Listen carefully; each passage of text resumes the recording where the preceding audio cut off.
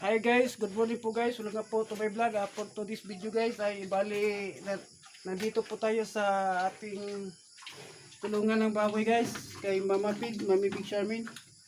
Bali ka 109 days na po ngayon guys na ating ginawang inahin na baboy guys. At saka ngayon po guys ay malapit na po na mag-aanak yung ating Mama Pig Charmin guys, dahil po ay ka 109 days na po. At saka maghihintay na lang po tayo ng 114 days kung mag-aanak po siya hanggang 117 days guys, or 80, 19. Pag lampas naman po ng 19 guys pataas ay overdue na po siya. Kaya po guys, itong ating Mama Pig Charmin ay kailangan po nating pukusan or bigyan po natin ng atensyon upang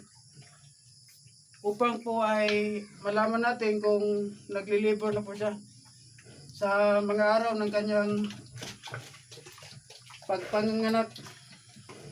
At saka naghanda na po ako dito guys ng aking matulugan guys. Ayan po guys, ito. May duyan na po ako dito guys para kung gabi ay mayroon po akong pahingaan.